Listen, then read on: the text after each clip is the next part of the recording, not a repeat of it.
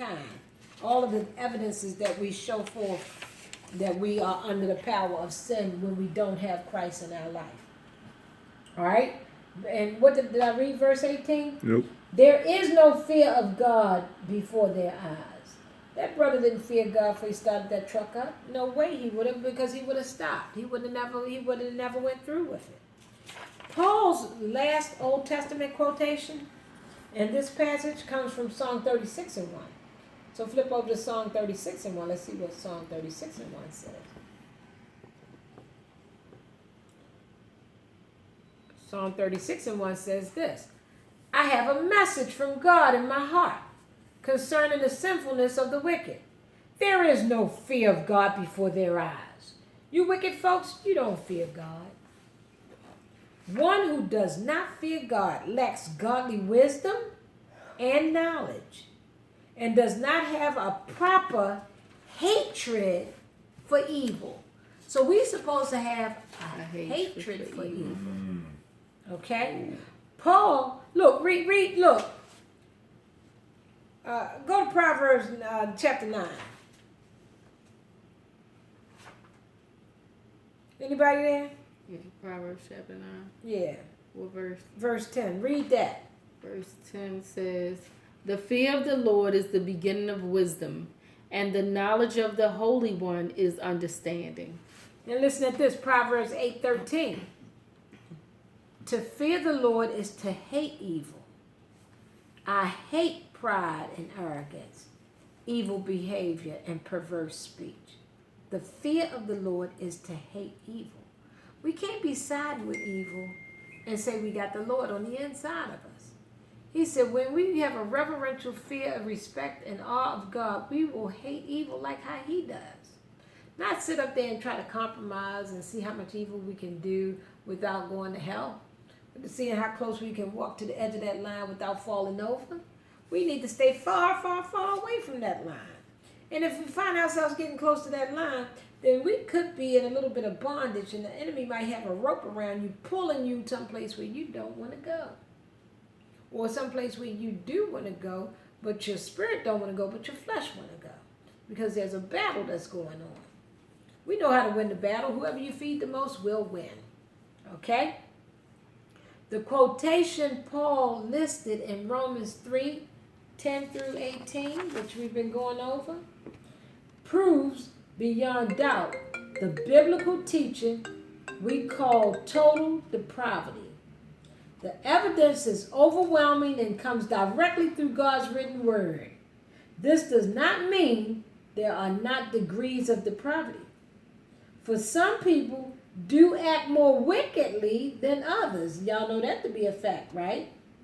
And not everyone is guilty of all these sins, at least outwardly. However, every person, regardless to how upright he or she might appear to be, is a sinner in need of the gospel of God's grace. Yes, we do know that all have sinned and fall short of the goodness of God or the glory of God. We need to hear and believe the good news. Not just hear the good news, but we need to believe the good news. All right, now the conclusion regarding mankind. Now let's look at verse 19 and 20, the last two verses in our Sunday school lesson. Now we know that what things soever the law saith, it saith to them who are under the law, that every mouth may be shut up or stopped, and all the world may become guilty before God. Therefore, by the deeds of the law, there shall no flesh be justified in his sight. For by the law is the knowledge of sin. Let me read that for you in the NIV version. I like the way the NIV version says that. And that was Romans 3:19 and 20.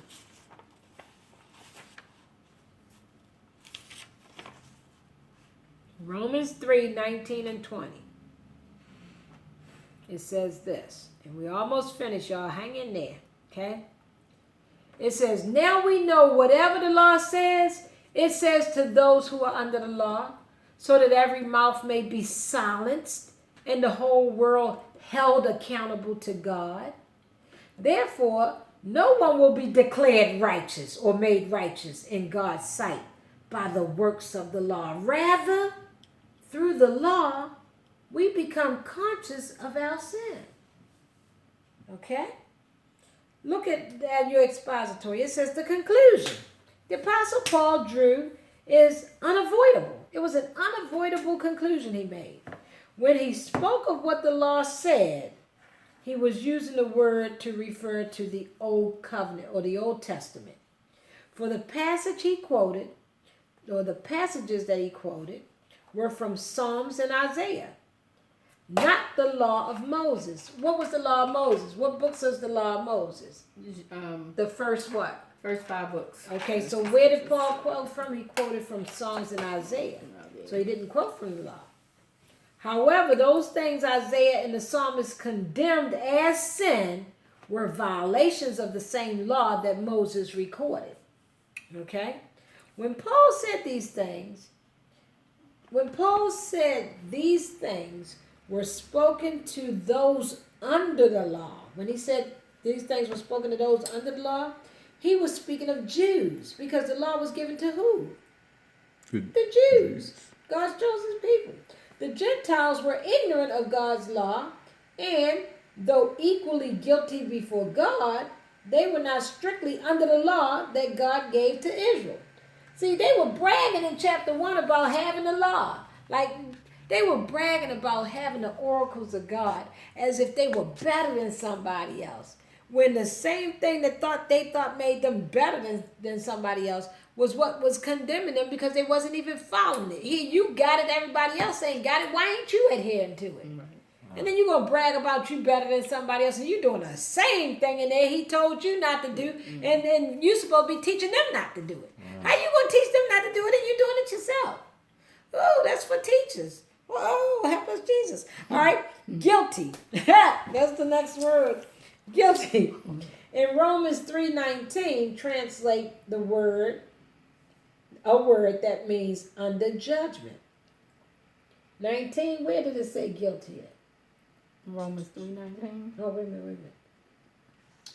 Yeah, it says, and all the world may become guilty before God.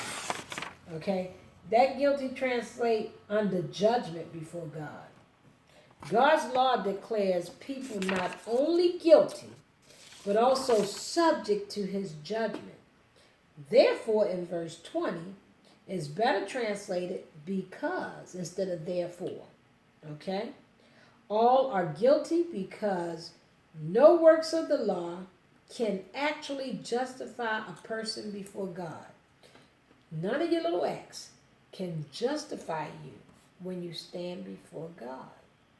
Your justification comes through faith in you accepting what his son Jesus did in your behalf, which was he walked this earth for 33 and a half years and never ever sinned.